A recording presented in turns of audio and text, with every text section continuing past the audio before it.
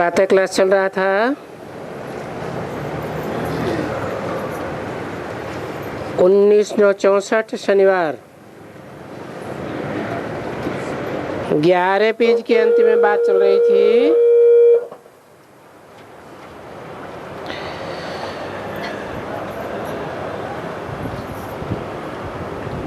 कि मैं तुमको चिट्ठी लिखूं या मैं बाबा के साथ योग लगाऊं।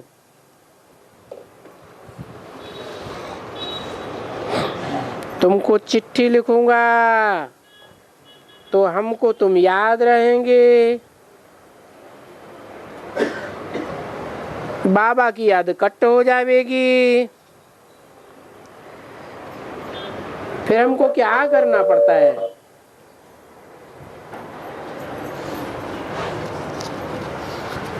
बाबा बन करके चिट्ठी लिखाऊंगा। इसमें बुद्धि का काम बहुत चाहिए।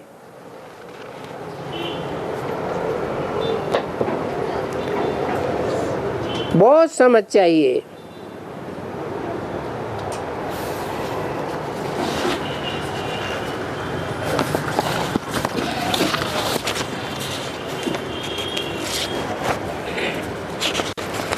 जानते भी हैं कि बरोबर मौत सामने है।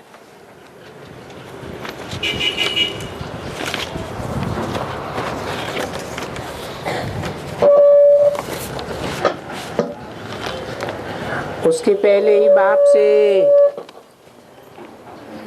अपना पूरा वर्षा लेने का पुरुषार्थ करना है,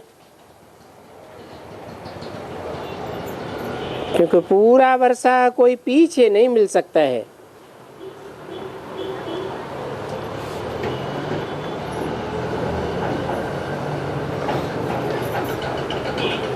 पूरा वर्षा मिलेगा ही उनको जो कर्मातीत अवस्था में मेहनत करके टिकेगा, अर्थात बाप को भी याद करेंगे और सर्विस भी करेंगे।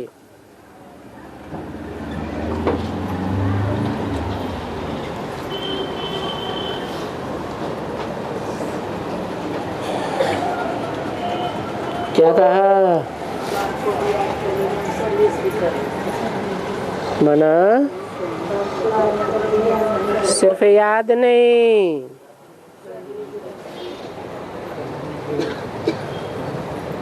सिर्फ योगी नहीं होना है, कर्म योगी चाहिए। और कर्म भी कैसा हो? जिस कर्म से सेवा होती हो। तो पूरा वर्षा लेने वाले सर्विस भी करेंगे और बाप को याद भी करेंगे। सर्विस के ऊपर भी तो मदार है ना। किस बात का है? पूरे वर्षे का, ऊंचा पद पाने का। वो समझाते भी हैं। तो तुम कहते हो कि कर्म बंधन है, कर्म बंधन है, कर्म बंधन।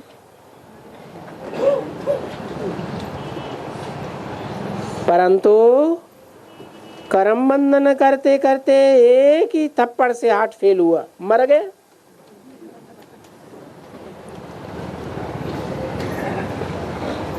फिर कहाँ गया तुम्हारा कर्म बंधन?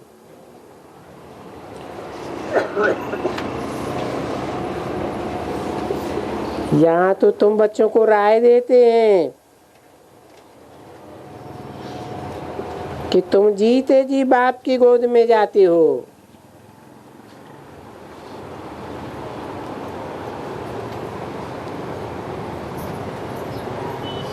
कौन? तुम। और ये ब्रह्मा जीते जी बाप की गोद में जाता है या नहीं जाता है? जाता है, जीते जी। हार्ट फेल हुआ और खलास।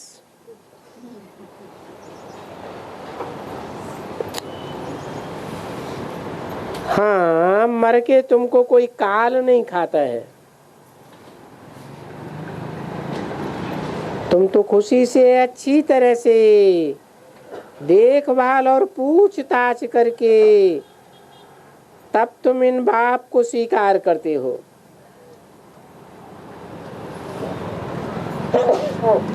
कैसे कहा है? इस बाप को तुम कैसे स्वीकार करते हो? कब स्वीकार करते हो? कोई के कहने मात्र से स्वीकार कर लेते हो क्या? कैसे करते हो स्वीकार? है कोई ने साप्ताहिक कोर्स दिया तो तुम स्वीकार कर लेते हो? संदेश मात्र दिया तो स्वीकार कर लेते हो? है नहीं। अच्छी तरह से देखभाल और पूछताछ करके तुम इस बाप को स्वीकार करते हो। जब निश्चय होता है कि बरोबर ये वही बेहद का बड़ा बाबा है,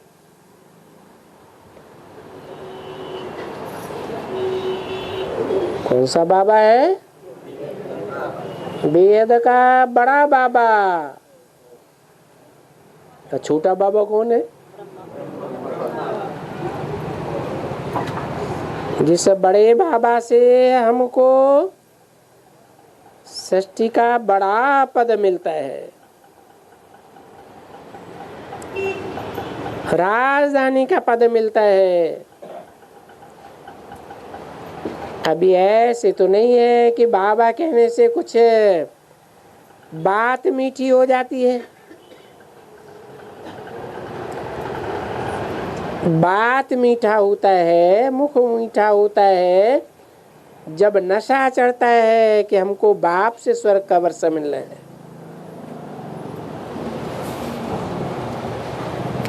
हम बहुत पदमपति बनने वाले हैं और यहाँ इस दुनिया में तो कोई ऐसे साहूकार है ही नहीं। सिर्फ बात ये है कि दूसरे जन्म से लेकर के सो भी फिर मनुष्य कहते हैं कि दूसरे जन्म में क्या होगा। जो कुछ इस दुनिया में काला मुंह करना है सो कर लो।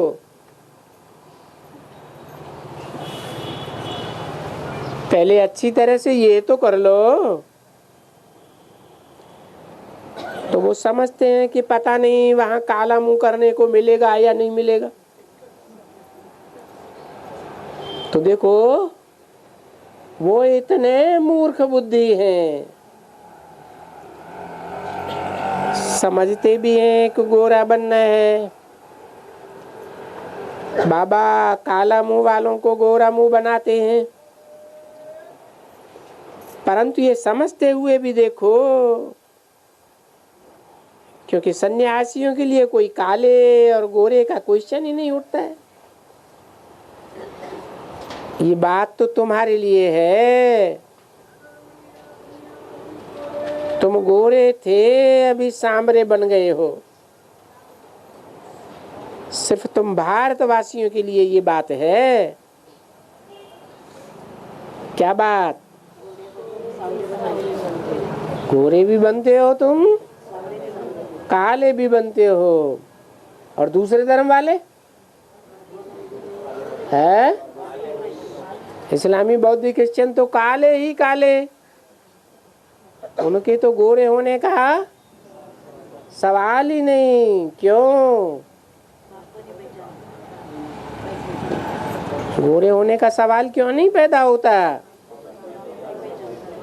क्योंकि उनको बेहद का बाप गोरा बनाने वाला मिलता ही नहीं। मूढ़ा जन्मनि जन्मने, वो मूढ़ आत्माएं हैं जो जन्म जन्मांतर नरक की दुनिया में ही आकर के जन्म लेती है। तो देखो वही जो कल्प पहले बने थे वही आकर के फिर ब्राह्मण बने हैं। ब्राह्मण पने से चलते चलते फिर अगर शूद्र कुल में चला गया तो फिर ये मरा, क्योंकि ब्राह्मण कुल से जा करके हमको फिर दैवी कुल में जाना है।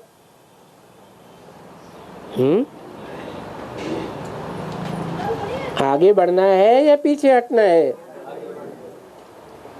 ब्राह्मण कुल में आकर के कोई पीछे नहीं आता, परंतु माया बड़ी प्रबल है। अच्छे अच्छे बुद्धिमान की भी झट टाकी फिराई देती है। माया ऐसी है। नहीं तो तुम बच्चों को एक तो खुशी रहनी चाहिए। जैसे बाप है आनंद का सागर। क्यों है आनंद का सागर?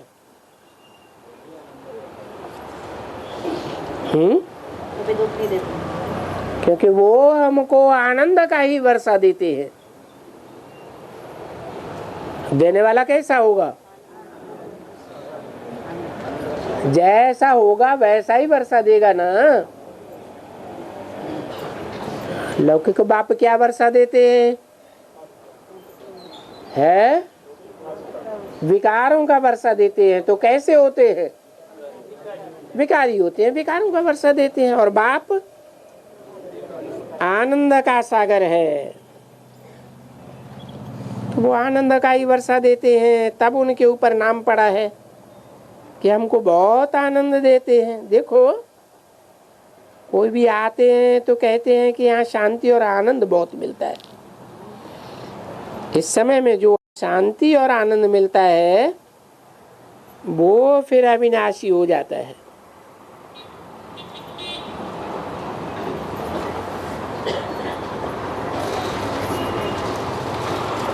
परंतु है सब अभी की बात। बाप तो आते हैं पुरुषार्थ कराने, तो जो करते हैं वो कोई छिपे नहीं रहते हैं। जो सर्विस पर उपस्थित रहते हैं वो छिपे नहीं रह सकते। क्यों है? वो सर्विस ही करते हैं बाप को प्रत्यक्ष करने की। तो जो बाप को प्रत्यक्ष करने की सर्विस करते हैं, बाप फिर उनको प्रत्यक्ष कर ही देता है। छिप नहीं सकते। उनको सर्विस वगैरह बैठने का सुख नहीं आता है। अगर बैठेंगे तो मुफ्त अपने को घाटा डाल देंगे। सौदागर अगर चुप होकर बैठ जाएगा तो फिर क्या कमाई कर सकेंगे? जो बाप का टाइटल है वो तुम्हारा भी है। ऐसे नहीं है कि तुमको बाबा जादूगरी नहीं सिखलाते हैं, बरोबर तुमको भी सिखलाते हैं। तुम खुद भी जानते हो। कहते हैं ना कि ये बाबा है और ये हमारा बच्चा भी है, तो ये जादूगरी हो गई ना। भले बाबा की मदद मिलती है हर बात में, बाकी ये तो बच्चे जानते हैं कि सबसे अच्छा मंदिर है ही सोमनाथ का। क्या?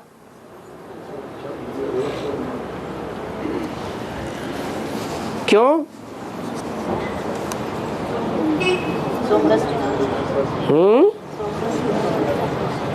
सबसे अच्छा मंदिर क्यों बताया है? नाम क्या दिया? किसका नाथ? सोम का नाथ। सोम माने चंद्रमा का नाथ। कैसे नाथा? अरे बैल को नाथ डालते हैं ना, तो कैसे ना था? है सोम रस पिला के ना था ना, तो ये जादूगरी है ना, ये कारीगरी है। मनुष्य से देवता बनना ये कारीगरी है।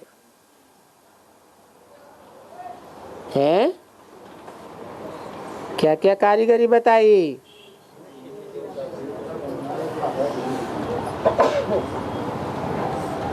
मनुष्य से देवता बनना कारीगरी है। और सोम क्या था? है मनुष्य था, बैल था। तो नेपाल में कौन प्रसिद्ध है? पशुपतिनाथ प्रसिद्ध है।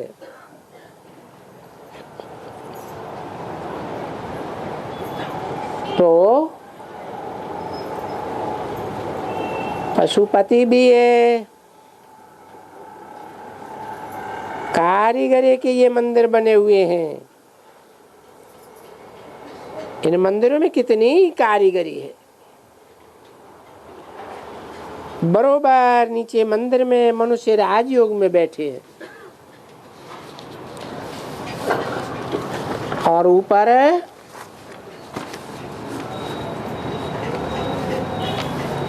में राजाई खड़ी हुई है।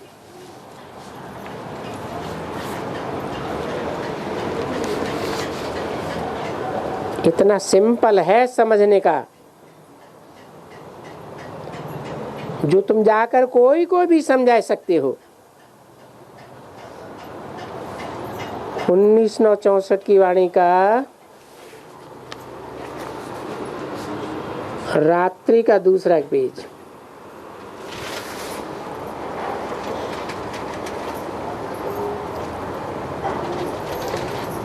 वहां मंदिर में तुम सर्विस करो तो बहुत समझा सकते हो।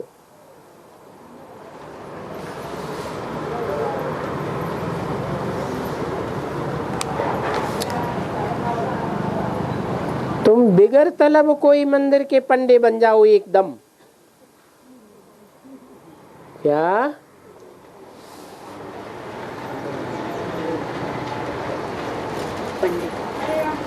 बिगर तलब मना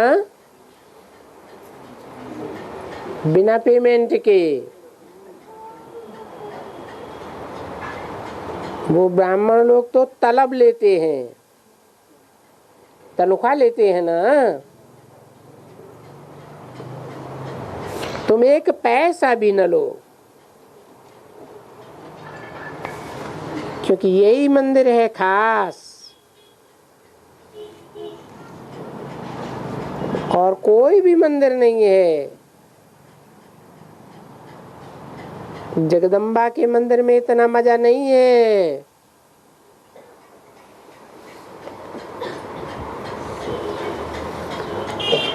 ये तो एकदम जैसे यहाँ है, झाड़ के नीचे तुम बैठे हो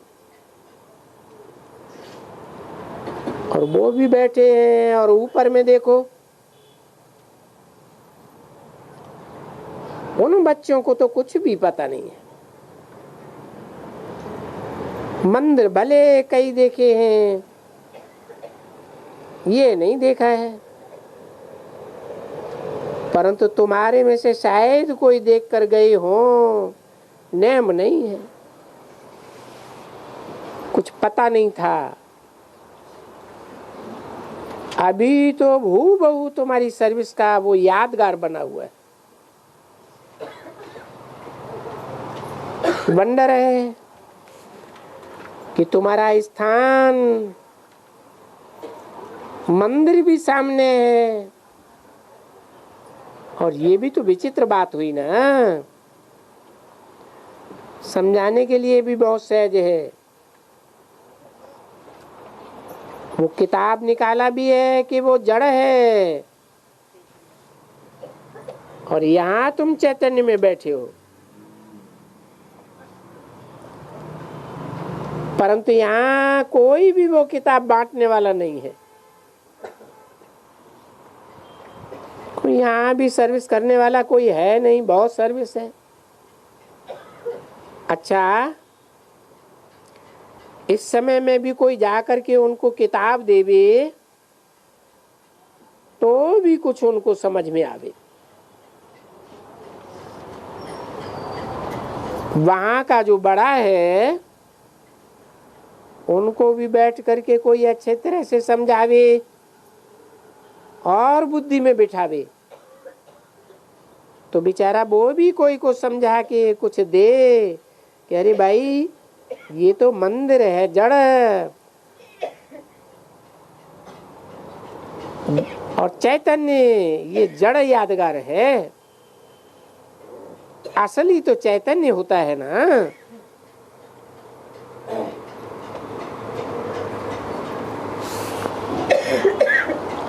तो जरूर पुजारी सो पूज्य, तो संगम होगा ना। पूज्य बनने वाले भी होंगे और जिसकी पूजा करते हैं वो भी होंगे, क्योंकि पुजारी सो पूज्य बनने वाला है। तो पुजारी जरूर पूज्य की सेवा करते होंगे, बंदगी करते होंगे। दोनों संगम पर इकट्ठे जरूर होंगे, क्योंकि सतयुग में तो कोई पुजारी होता नहीं है। तो पूज्य बनने वाले हैं वो है पूज्य, परंतु वो पूज्य बनने वाले तो संगम में होंगे ना। तो देखो संगम पर तुम बैठे हो और वो तुम्हारे पूज्य के चित्र हैं और तुम हो पुजारी।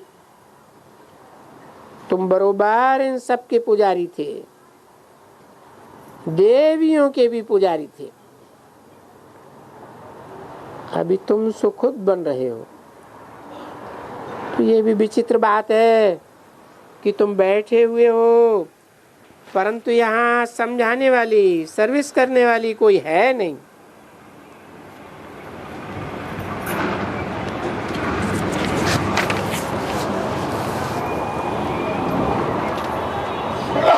कोई सर्विस करने वाली नहीं, कोई को सर्विस करने का ढंग ही नहीं आता है,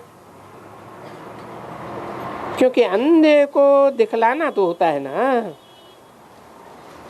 बुद्धिहीन अंधे जाते हैं अंदर और तुम उनको जाकर के बुद्धि देते हो तो बेचारे वंडर खाएंगे, बोलेंगे ये तो बिल्कुल ठीक बोलते हैं। घुसना चाहिए अंदर, जाना चाहिए। बिगर पैसे तुम सर्विस कर सकते हो। वो पंडित तो पैसे लेते हैं तब मंदिर में समझाने जाते हैं। उनको सबकी बायोग्राफी तुम बता सकते हो, परंतु इतने कोई सर्विसेबल बच्चे हैं नहीं। बाप तो डायरेक्शन देंगे ना।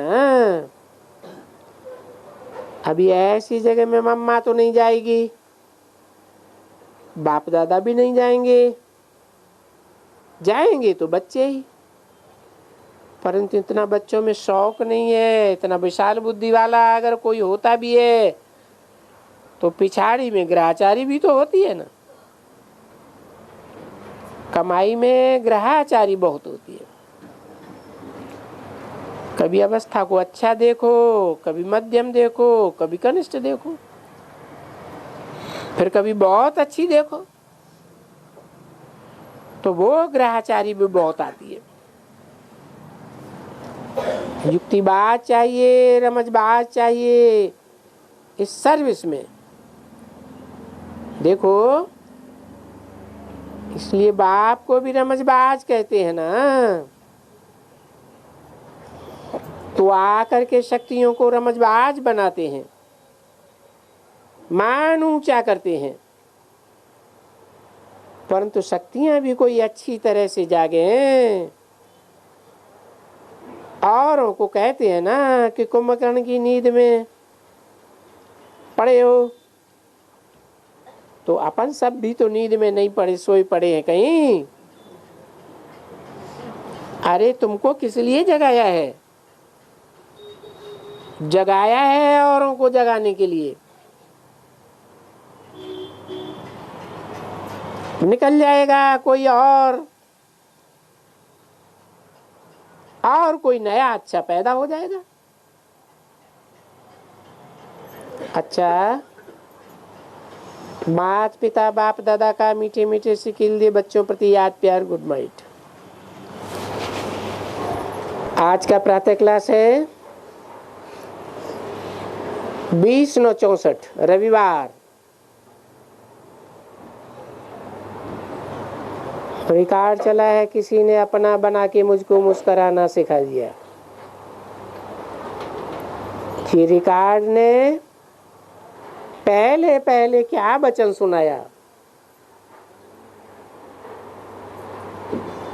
ग्रंथ साहब का वचन लेते हैं ना, तो ये रिकॉर्ड कहता है किसी ने मुझको अपना बना लिया। अगर ये रिकॉर्ड न भी बचे तो भी कोई हर्जा नहीं है, परंतु रमत गमत के लिए, शुरू करने के लिए, और जो भी विद्वान आचार्य पंडित हैं वो कोई न कोई शास्त्र का कुछ न कुछ शुरू तो करते हैं ना। गीता का, वेदों का, उपनिषद का कुछ न कुछ बात उनकी बुद्धि में रहती है। कि जानते हो कि जो भी मनुष्य मात्र हैं उनकी बुद्धि में तो शास्त्र हैं, और तुम्हारी बुद्धि में कोई भी शास्त्र वगैरह कुछ नहीं। तुम बच्चों के लिए और खास करके बुढ़ियों के लिए बिल्कुल ही शास्त्र वगैरह बुद्धि में कुछ नहीं। और जो शास्त्रों की कुछ भी बातें नहीं समझे या कथाएं सुन करके खुश होवे, यहाँ तो पहले पहले खुशी होती है कि हम किसके बने। ऐसे नहीं कोई कहेगा कि जो हमारा गुरु है हम उनके बने हैं, नहीं। पहले पहले बनना किसका होता है? बाप का। शरीर छोड़ करके भी फिर किसका बनना होता है? बाप का बनना होता है। तो देखो यहाँ तो सिर्फ बाप का बनना है। वेद ग्रंथ शास्त्र वगैरह वगैरह तुम बच्चों को कोई की दरकार नहीं। जब बाप को बच्चा पैदा होता है तो बाप खुद समझ जाते हैं कि मेरी मिल्कियत का मालिक पैदा हुआ। तो वास्तव में यहाँ कोई भी पढ़ने करने जप तप तीर्थ आदि दान पुण्य शास्त्र वगैरह की कोई दरकार नहीं। जैसे कोई राजा है या महाराजा है, उनको कोई बच्चा नहीं है, क्योंकि ऐसे तो बहुत होते हैं ना, बहुत साहूकार भी होते हैं। तो उनको बच्चा नहीं होने से वो बच्चा मांगते हैं। बस बच्चा पैदा हुआ तो वो समझते हैं कि मेरी जो भी प्रॉपर्टी है उनका मालिक आया। इनमें कोई पढ़ाई की तो बात ही नहीं है, ये तो संबंध की बात है। तो तुम बच्चे भी आए हो, वास्तव में जान गए हो कि हम सच सच पहले भी शिव बाबा के ही हैं, पहले भी पारलों के बाप के हैं, क्योंकि आत्माएं पहले हैं और ये शरीर तो पीछे है। शरीर हमको बाद में मिलता है। तो अभी तुमको शरीर तो है, फिर अभी तुमको बेहद का बाप मिला है, उसने आ करके अपना परिचय दिया है। तुम बच्चे सिर्फ इतना ही कहते हो कि हाँ हम आपके हैं।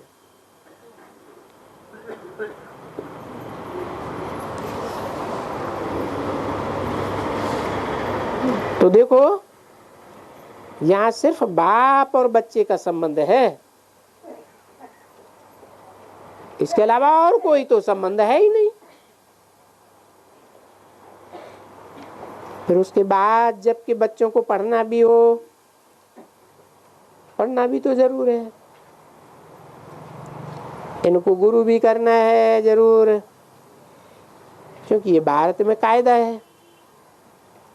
तुम जानते हो कि बरोबर हम बेहद के बाप के बच्चे बन गए, नहीं तो यहाँ क्या करते, यहाँ इनके पास रहने की क्या दरकार है। ये कहते हैं कि मैं कोई गुरु गोसाई वगैरह कुछ भी नहीं हूं। संबंध भी ये है, बोर्ड में भी लगा हुआ है ब्रह्मा कुमार कुमारियां, तो कुमार और कुमारियों का नाम लिखा है ना, बहनों बहनों बहनों और भाइयों का, तो जरूर उनका बाप है। सो भी लिखते हैं कि हम ब्रह्मा की कुमार कुमारियां, तो ये संबंध हुआ ना। तो पहले पहले संबंध चाहिए, पीछे टीचर चाहिए, गुरु चाहिए। पहले पहले तो माँ बाप का संबंध चाहिए। तो मीठे बच्चे, तुम हमेशा गाते आए हो कि तुम माता पिता हम बालक तेरे। देखो माता पिता का संबंध तो हो गया ना। तुम माता पिता के जब हम बालक बनेंगे, क्योंकि गाते आए हैं समझते हैं, तो फिर जब बाप आएंगे तो हम आपके बालक बनेंगे।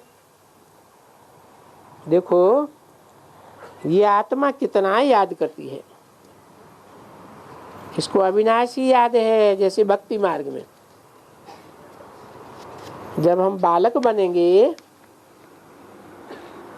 तुम माता पिता के, तब तुम्हारे से हम वर्षा लेंगे। और माता पिता से और भी क्या मिलता है,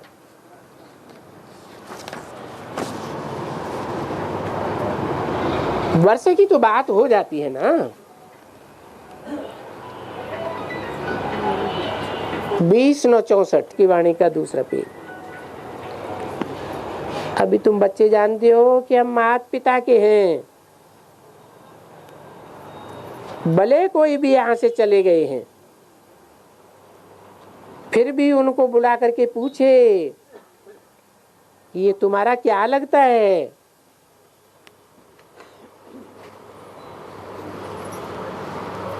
हैं? इनसे पूछे हैं?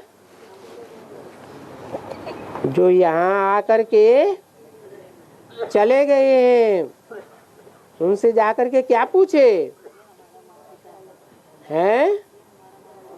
तुम जानते हो, बुला करके उनसे पूछे तुम जानते हो ये तुम्हारा क्या लगता है, ये माने कौन।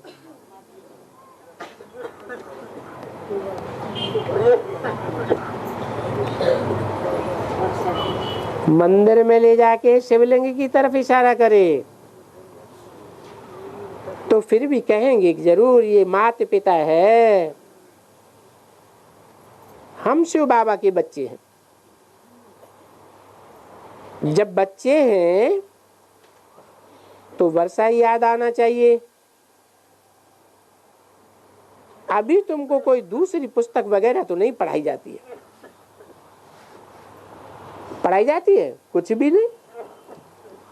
तुमको सिर्फ ये निश्चय बैठाया जाता है कि जिनके बने हो उनको याद करो, तो उनसे तुमको क्या फायदा होगा।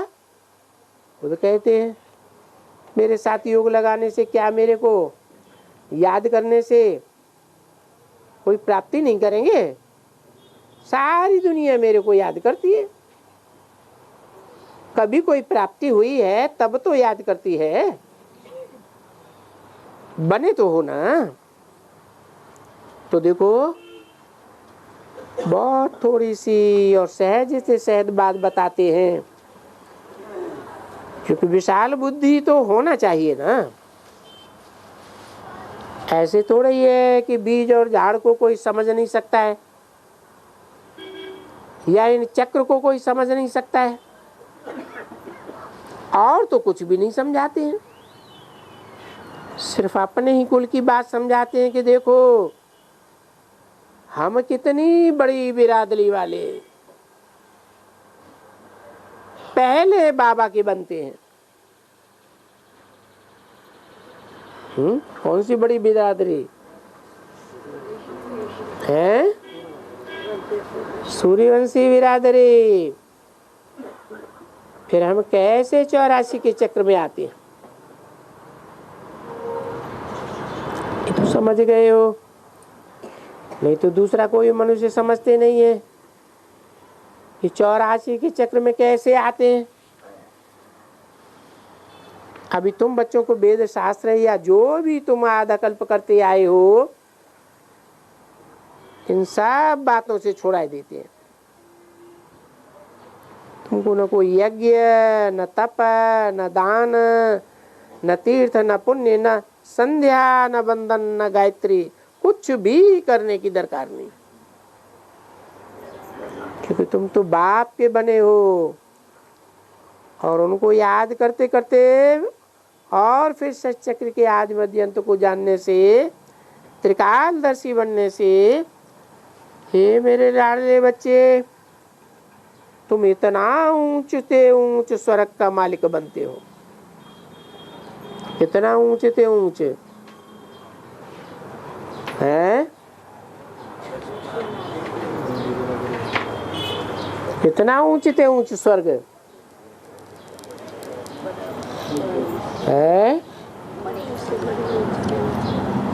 सतयुग को स्वर्ग कहा जाता है ना। तो स्वर्ग में कितने जन्म होते हैं? सतयुग में,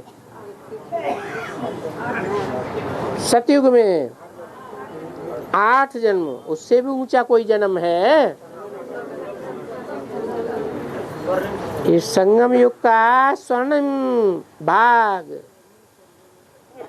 जो स्वर्णिम संगम युग का स्वर्ग बाप आकर के प्रैक्टिकल में बनाते हैं, तो तुम ऊंचे ऊंचे स्वर्ग के मालिक बनते हो। अभी है तो बहुत सहज। तुम जो रोते आते हो, तुमको सदैव के लिए हर्षित बनाता हूं। कितनी सहज बातें हैं, इसमें डिफिकल्टी तो कुछ भी नहीं है।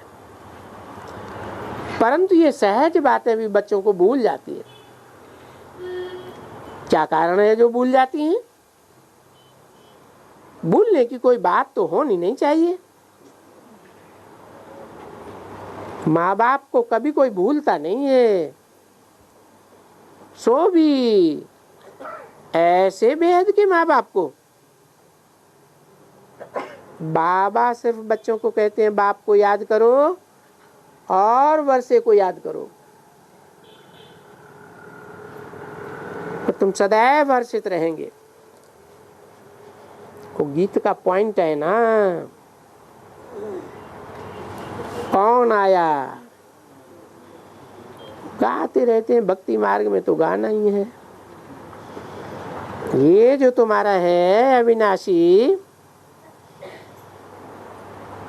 वो बरस बरस कुछ न कुछ मनाते हैं। दशहरा, दीपावली, रखड़ी बंधन वगैरह, अरे ये तो रोज मनाते आए। आत्मा तो दुख में अपने बाप को याद करती है, दुख में और तो किसी को याद नहीं करते हैं ना, बाप को याद करते हैं। क्योंकि बाप ने जरूर सुख दिया है, और कोई हमको दुख देते हैं तो बाप को याद करते हैं कि हाय बाबा, हाय भगवान, ऐसे ऐसे कहते हैं ना। ऐसे मत समझो कि इसी जन्म में नहीं, हर एक जन्म में ये हाय हाय करते आए। अभी तो बच्चों को बिल्कुल ही सहज समझाते, भले यहाँ रहो तो भी समझाने की बात हो गई, भले अगर बैरक में रहना चाहते हो या जो भी गवर्नमेंट के सिपाही बैरक में रहते हैं वो भी तो तंदुरुस्त रहते हैं ना, कभी भी सर्विस कर सकते हैं। तंदुरुस्ती बगैर तो सर्विस थोड़ा मुश्किल हो जाती है। भले तुम तंदुरुस्त न भी हो, भले कितना भी बीमार हो, जैसे तुम लोगों के बीमार होने से वो आकर के समझाते हैं कि आराम करो आराम करो आराम करो, तुम फिर क्या करोगे? तुम बीमारी में ही औरों को बताओ कि तुम शिव बाबा को याद करो याद करो याद करो। वो मरते हैं और वो खड़े हैं। तुम जब बीमार हो तो सिर्फ इतना उनको कहो, अरे शिव बाबा को याद करो। मरते मरते भी बोलते जाओ। 20/9/64 की वाणी का 3रा पेज। तुमको तो कोई याद कराने से छूट गया, तुमको औरों को याद कराना पड़े, याद देना पड़े। मरते समय भी तुम औरों को ये नॉलेज दे सकते हो कि शिव बाबा को याद करो, बेहद का बाबा है, तुमको वर्षा देगा। और बेहद के बाबा का वर्षा बेहद का वर्षा है, जो कोई भी मनुष्य मात्र इब्राहिम बुद्ध क्राइस्ट आदि नहीं दे सका।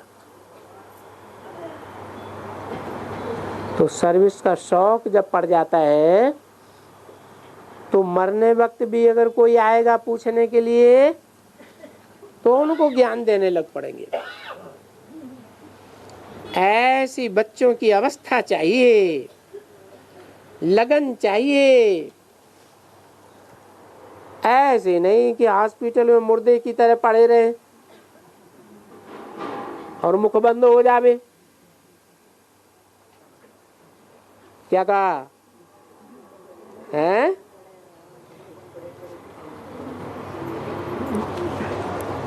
मुख तो कभी बंद नहीं होना चाहिए ना।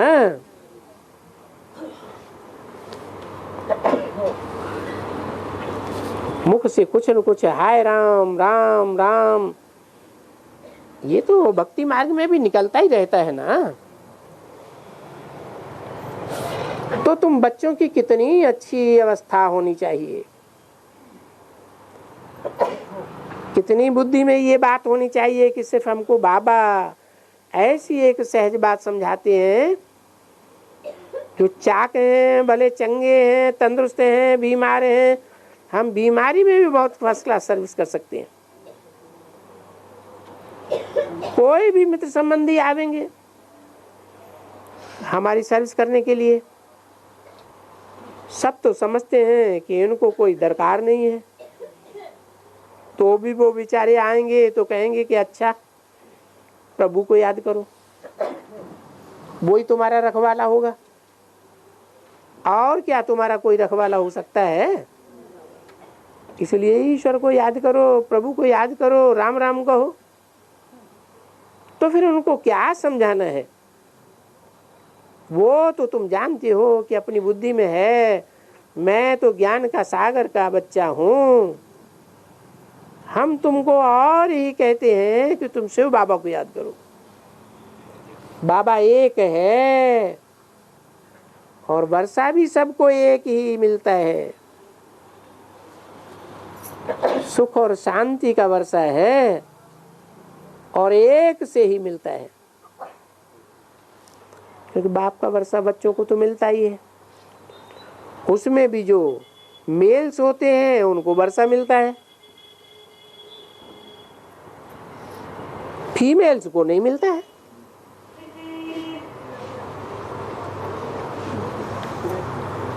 उनको कुछ न कुछ दान किया जाता है तो उसको दान कहते हैं।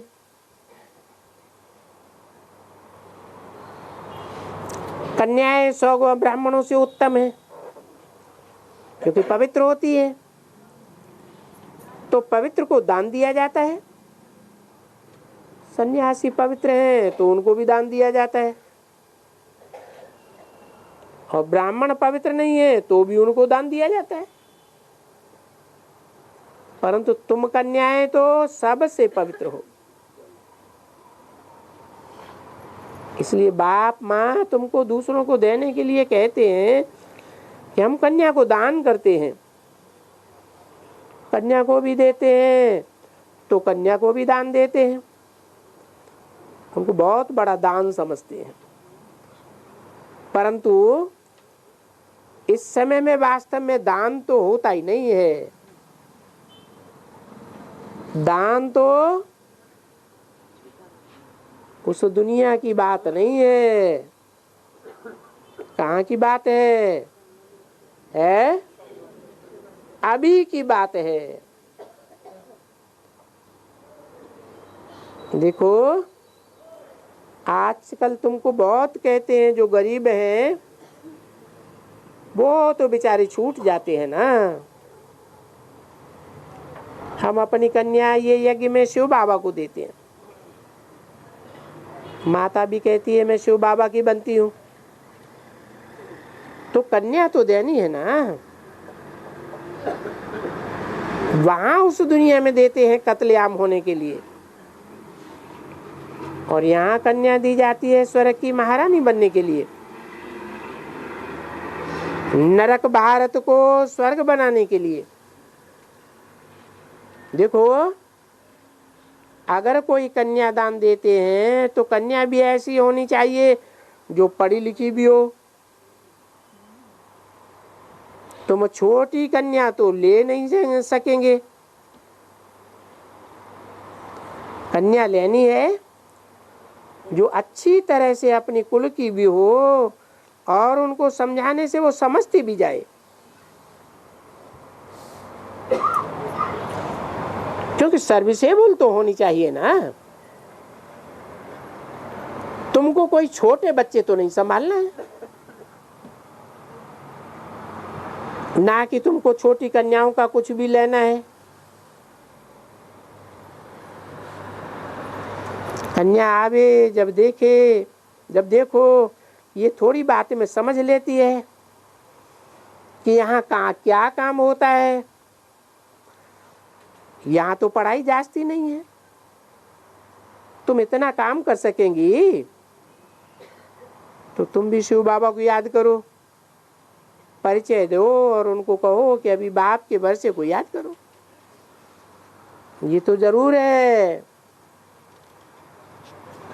कि बरोबर बेहद का बाप है। और ये चित्र सामने रख दो।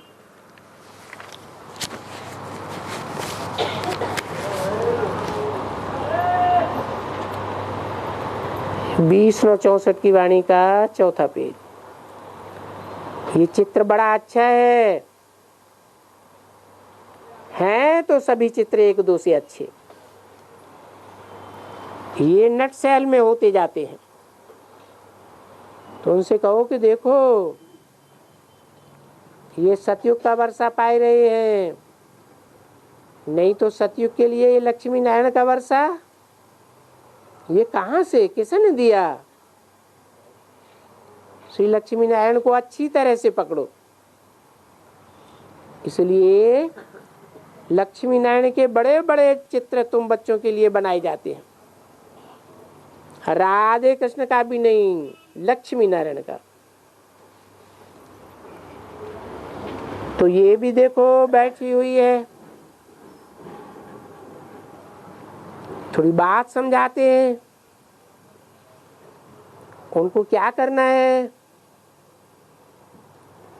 क्योंकि अभी तो ये नाटक पूरा होता है और सब बातें भूल जावे। ये दुनिया एक नाटक है और इस नाटक में हमने 84 जन्म का पार्ट बजाया है। अभी ये नाटक पूरा होता है, हम जाते हैं बाबा के पास। बाबा के पास जाएंगी और फिर नई दुनिया में आएंगी, क्योंकि हमारा बाबा ही नई दुनिया रचने वाला है। नई दुनिया का मालिक नहीं है, वो मालिक हमको बनाते हैं, वो हमको उसकी युक्ति, उसका मार्ग, पाथ कहते हैं ना, तो तरीका बताते हैं कि बेहद के बाप से तुमको 21 जन्म का सदा का सुख का वर्षा कैसे मिलेगा। घड़ी घड़ी बैठ करके अपन को ऐसे ही निश्चय करो कि एक तो मैं आत्मा हूँ, मैं आत्मा खाता हूँ, आत्मा चलता हूँ, आत्मा शरीर को कर्तव्य करा रहा हूँ। ये प्रैक्टिस तो तुम बच्चों को बहुत बड़ी चाहिए कि तुम आत्मा हो जिससे देवान टूट जावे। जब तुम ये निश्चय करेंगे तो फिर ये निश्चय भी रहेगा कि हम आत्मा किसका बच्चा हो। देह अभिमानी को घड़ी घड़ी लौकिक बाप याद आएगा, देही अभिमानी को पारलौकिक बाप याद करेगा। ये भी तो एक कायदा है ना।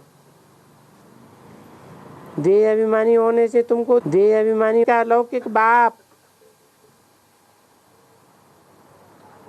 और उनका वर्षा याद पड़ेगा। तो उठते बैठते थोड़ी मेहनत है। मैं आत्मा हूँ, मैं खाता हूँ, पीता हूँ, चलता हूँ, मैं आत्मा हूँ। मेरा बाप बाबा है, उनकी मत पर चलता हूँ, और ये मत भी वो ही दे रहे हैं। शिव बाबा मत दे रहे हैं कि अपन को आत्मा समझ करके मुझे याद करो, क्योंकि तुमको सुख तो लेना ही है ना। सुख की तो तुम बात ही हो गई, परंतु थोड़े सुख के लिए सेटिस्फाई ना हो जाओ, बस खुश ना हो जाओ कि हम जाएंगे तो जरूर स्वर्ग में आएंगे।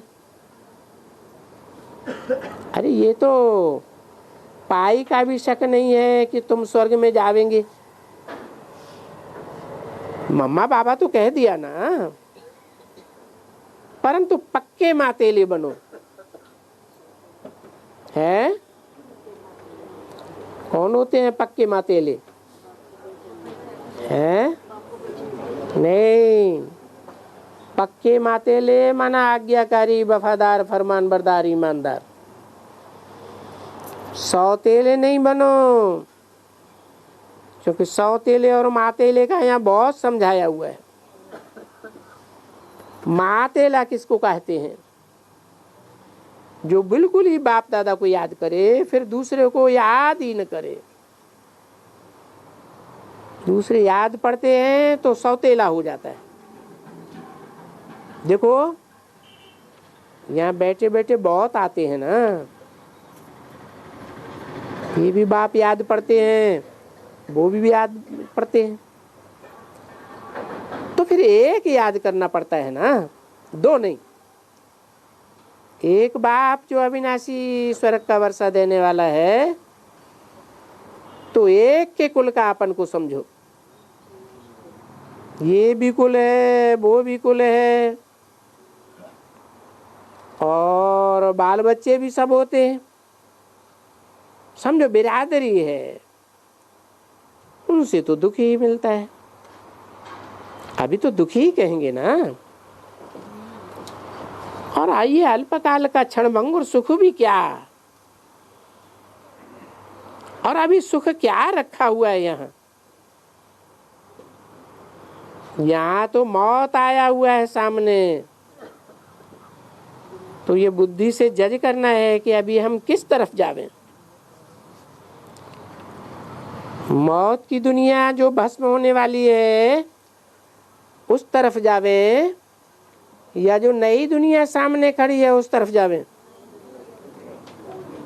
लौकिक की तरफ या पारलौकिक की तरफ। ये भी तो गीत है ना तुम्हारे पास। किसकी तरफ जावे, किसका पाथ पकड़े? बुद्धि कहती है क्यों नहीं इस बाप द्वारा बाप का बन करके हाथ दे करके हम अपना वर्षा ले लेवे, स्वर्ग की तरफ जावे। वही बुद्धि कहती है कि लौकिक को कैसे छोड़े, क्योंकि यहां तो जीते जी छोड़ना होता है ना। तो तुमको इस समय में जीते जी मरना है। क्या? किसको? है तुमको, इनको नहीं। तुमको जीते जी मरना है, सब कुछ जीते जी छोड़ना है। अच्छा, ओम शांति।